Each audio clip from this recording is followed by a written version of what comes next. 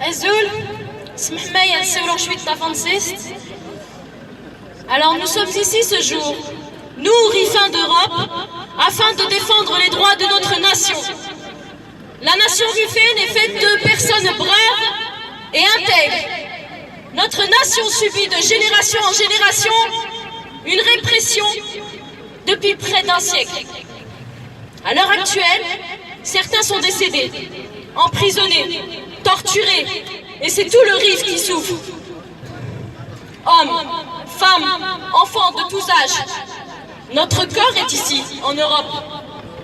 Mais notre cœur et notre esprit est dans le Rif, avec les Rifins. Tant que nous vivrons, nous ne nous tairons pas. La liste est exhaustive pour dénoncer les injustices et les vices que ce gouvernement orchestre dans le Rif. Nous pouvons trouver différentes incohérences flagrantes, aussi invraisemblables, lorsqu'on mesure la réelle richesse du Rif. Oui, le Rif est riche. Mais la plus grande richesse et la plus grande qualité que détient le Rif, c'est l'humain.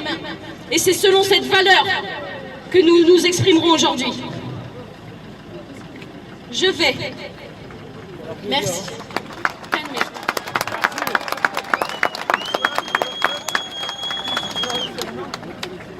Je vais exposer 4 points. Le système de santé dans le Rif, le système éducatif, l'emploi. Et on va parler aussi des détenus. Infrastructure. On nous dit que rien n'est plus important que la santé. N'est-ce pas? Eh bien dans le Rif, la population n'est pas correctement soignée. Le centre hospitalier d'Al-Husseima, il est hors norme. Les conditions d'hygiène sont déplorables. Les locaux sont insalubres. Les soins prodigués par l'équipe soignante sont à l'extrême minime, faute de moyens. Les services de spécialité sont absents.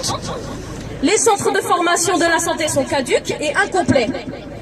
On ne peut pas qualifier l'hôpital de Al-Husseima ou de Nador d'hôpital, on est d'accord. La cause, pas de système de santé adéquat.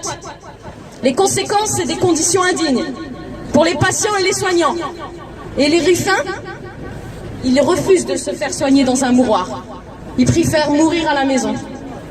Le peuple Rifin est en danger donc. Et j'accuse ce gouvernement de non-assistance à personne en danger. Pour rappel, devant l'accroissement d'un grand nombre de malades atteints de cancer dans le Rif, en 2008, ils ont fait une inauguration d'un centre d'oncologie. Mais ce centre d'oncologie, il n'est pas actuellement fonctionnel. En 2011, des ONG ont soulevé ce problème. Ce problème a été vite effacé. On n'entend plus parler. Nous sommes en 2018, ils ont pris possession de 3000 m² de terrain, mais il n'y a toujours pas de centre d'oncologie. Les Rifins qui souffrent de la maladie du cancer doivent parcourir au minimum 2 heures de route pour se soigner. J'ai une pensée pour la maman de Zouzefé. Ils vont à Tanger, Oujda ou Fès. Les plus chanceux vont à Rabat. Sans parler de ceux qui sont malades de maladies chroniques comme l'hypertension et le diabète, par exemple. Les voyages sont fatigants. Les routes sont insalubres. Il n'y a pas d'organisation destinée pour eux. Pas d'ambulance, ni de service dédié à la personne. Comment on peut tolérer qu'une personne qui souffre d'un cancer stade 1 finisse par mourir en phase terminale? C'est inadmissible. Vous êtes d'accord? Dans le Rif, la santé, elle a un coût, elle a un prix, et c'est pas un droit. On parlait des routes. Eh bien, la plus grande supercherie qu'ils ont fait dans l'histoire des travaux routiers, eh bien, dans la rocade méditerranéenne, appelée route nationale numéro 16. Cette rocade avait pour but de relier Tanger à Saïdia pour un accès facile pour la population rifaine. En réalité, les routes sont sinueuses, il n'y a aucun pont de construit, le goudron est de mauvaise qualité, les virages sont interminables, les embouteillages et accidents sont fréquents, les pentes sont aiguës, les descentes sont glissantes, de nouveaux rochers de montagne manquent de s'affaisser, et on constate également des manquements au niveau sécuritaire. Dites-vous bien que sur 507 km de route, on est d'accord, de Tanger à Saïdia, il n'y a pas un seul poste de secours.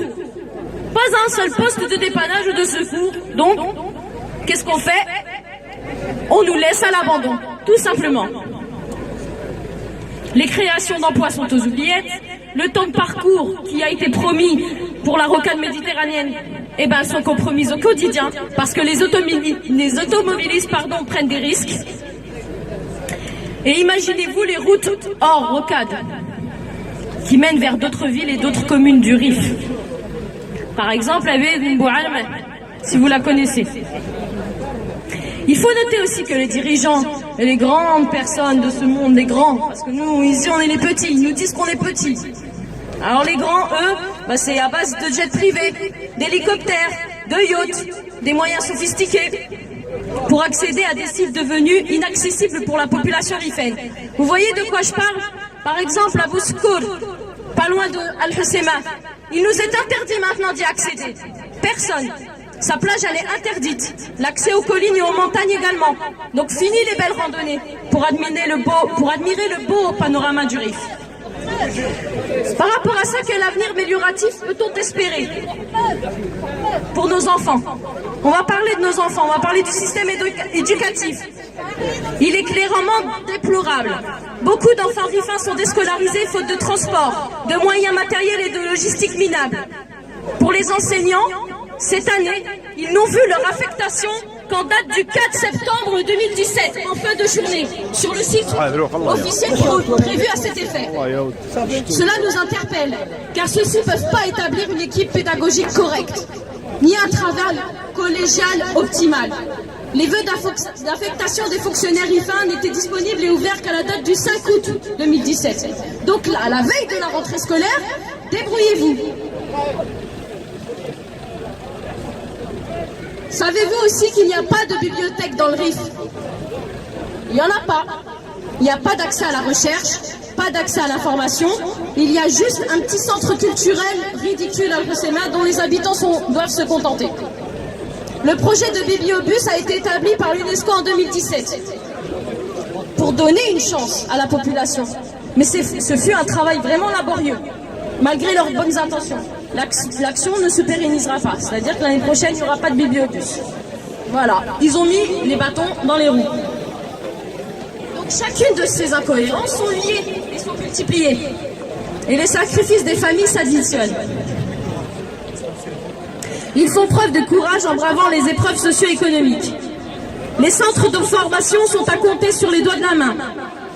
Il n'y a pas d'université, pas de faculté. Et les pédagogies des centres de formation sont dérisoires, aussi bien dans la qualité que dans la quantité. Les places sont chères. En clair, pour réussir, un rifin, digne de ce nom, doit trimer 10 fois plus qu'une autre personne. Aucune équité. Et les jeunes voient ces injustices se pérenniser au cours de leur vie d'adulte. L'emploi. Les postes sont rares dans tous les secteurs d'activité. Aucun débouché du cadre au simple employé. Un travailleur administratif se voit occuper 3 postes, mais pour un seul salaire. Les demandes de stage sont saturées. On assiste à un surchauffe système de l'emploi. C'est là que l'offre et la demande sont en irrégularité extrême. La majorité des postes importants sont occupés par des personnes extérieures du RIF, comme si les rifins n'étaient pas compétents. Une double insulte, parce qu'on peut appeler ça de la discrimination à l'embauche. La cause, c'est des offres d'emploi qui ne sont pas respectées. La cause, c'est la corruption. La cause, c'est le piston à foison. Une discrimination à l'embauche récurrente. Elle existe, elle est là, il faut le dire.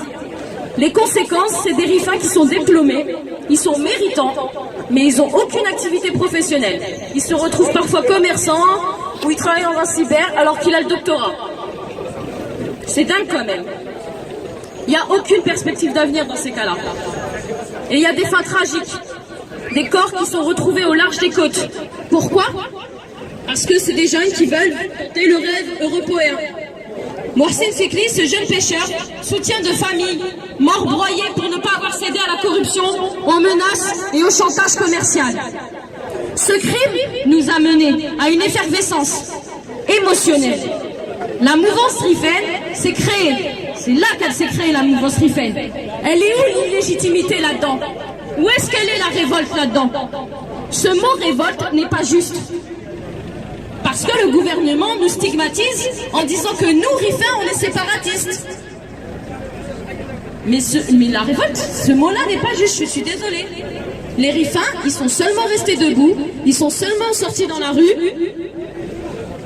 pour exprimer leurs demandes et des revendications qui sont totalement légitimes. Les Rifins sont des personnes dignes, honnêtes et désireux de vivre libre. Et ils sont en droit d'exprimer ces demandes. Ils cherchent à nous faire taire.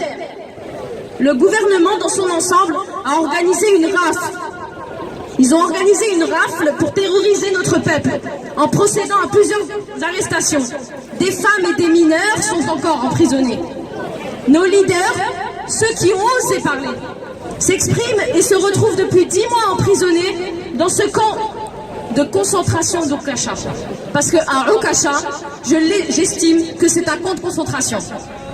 La militarisation s'est accrue à une vitesse qu'on se croirait aujourd'hui en temps de guerre dans le Rif.